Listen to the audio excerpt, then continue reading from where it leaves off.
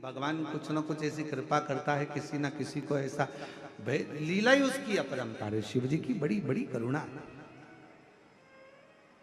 4 वर्ष की सावित्री को होश आए, शिवजी स्वयं वेद का रूप रखकर मां छिपरा के तट पर पहुंच गए। मां पहुंचे, हाथ में खप्पर है, थोड़ी सी औषधि है, और आवाज लगाते लगाते मेरा महाकाल राजा, मेरा महाकालेश्वर, मेरा शिव आवाज लगाते लगाते आया, ओ सावित्री, ओ सावित्री, ओ सावित्री। 4 वर्ष की सावित्री बेटी बेहोशी में पड़ी थी, मां रो रही थी। मां ने आवाज दिया, बाबा।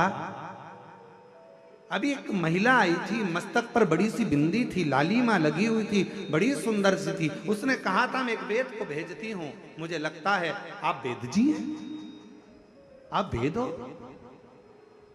मां, हाँ मैं वेद हूं।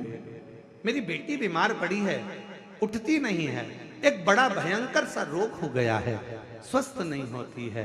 जल चढ़ाने की जिद करी, इसलिए मैं उसको छिपरा के तट पर लेकर आई, पर छिपरा का जल भरकर जब वो चली तो बेहोशी में भूमि पर पड़ी।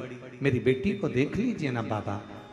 मेरे काल अधिपति महाकालेश्वर ने नजदीक में जाकर सावित्री के कानों में त्र्यंबक मंत्र कह दिया। त्र्यंबक महामृत्युंजय मंत्र को, त्र्यंबक मंत्र को। और जैसे ही त्र्यंबक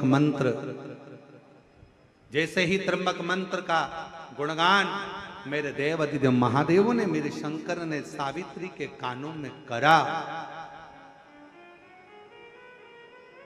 आप और हम उस मंत्र को गुनगुनाते हैं अपने भीतर से।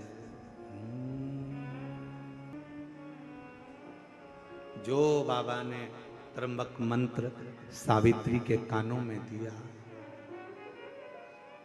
सावित्री उठी। मां, मेरा पात्र कहां है जल का? जल्दी चढ़ो, बाबा को जल चढ़ाना है। पात्र ढूंढने लगी, पात्र उठाया सावित्री ने। छोटी सी कन्या पात्र उठाकर चली। मेरे बाबा वेद का रूप रखकर जा रहे थे, मां पार्वती जी ने उनको रोक लिया। शंभू, एक छोटी सी लड़की के कानों में आपने त्र्यंबक मंत्र दिया, क्या केवल इसी लड़की के लिए? क्या इसी बेटी के लिए? केवल इसी बेटी के लिए?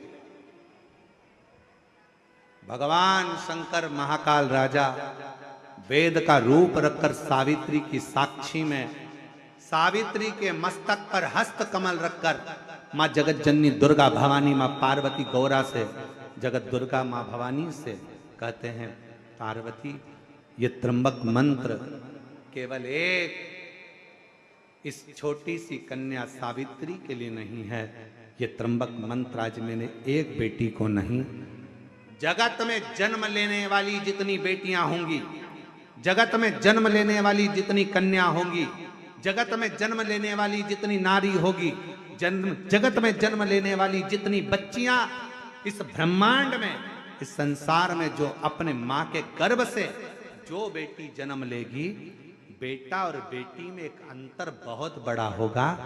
बेटा जन्म लेगा तो हो सकता है बाल्यावस्था में उसको तबीयत नरम गरम हो, पर बेटी अगर गर्भ से जन्म लेती है ना मां के, तो वो मंत्र का प्रभाव उस बेटी के जन्म से ही रहेगा।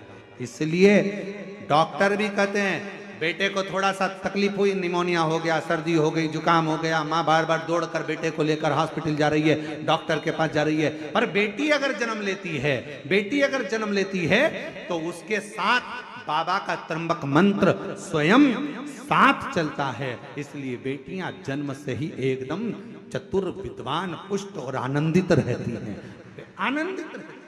तुम्हारे घर में बेटा और बेटी का जन्म हुआ हो ना तो तुम खुद दर्शन करिएगा। बेटे का जन्म होगा ना अलग से दिखेगा, थोड़ा दुर्बला पतला, मालूम पड़े कभी निमोनिया हो रहा, कभी सर्दी हो रही, कभी जुकाम हो रहा, कभी खांसी हो गई, कभी कुछ हो गया, कभी कुछ हो गया।